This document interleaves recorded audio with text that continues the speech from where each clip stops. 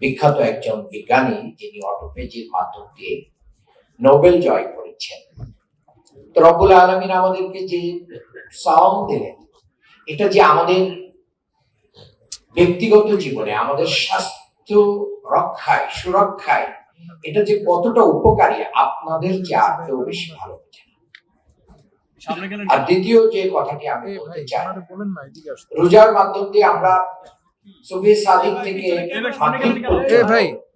হালাল জিনিস পরিত্যাগ করি। হালাল আমার খাবার, আমার পানীয়, আমার স্ত্রী, আমার সম্পর্কের সবকিছু হালাল, কিন্তু আমরা সেটা আল্লাহর নির্দেশে পরিত্যাগ করি। এটার মাধ্যম দিয়ে আমাদেরকে ট্রেনিং দেওয়া হয় যে তুমি হালালটাই পরিত্যাগ করতে শিখেছ, হারাম তোমাকে স্পর্শ করার সাহস পায় না এই রোজার মাসে।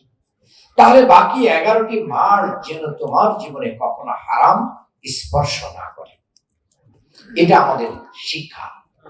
শেষ কথাটি বলতে চাই, আগামীর বাংলাদেশের জন্য একটা স্বপ্ন যে আমরা দেখছি, সেই স্বপ্ন পূরণে আমরা এক ধাপ এগিয়ে গিয়েছি। বাংলাদেশ জামাত ইসলামী এখন বিরোধী দলের আসন অলংকৃত করেছে।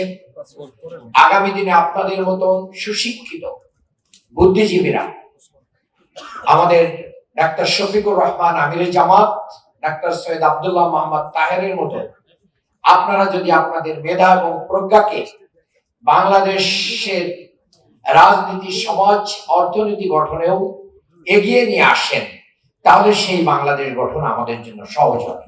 আপনাদেরকে সেই উদাত্ত আহ্বান জানিয়ে, সবার কাছে দোয়া চেয়ে, সবার প্রতি কৃতজ্ঞতা প্রকাশ করে আমার বক্তব্য শেষ করছি। আল্লাহ হাফেজ। আসসালামু আলাইকুম ওয়া রাহমাতুল্লাহ।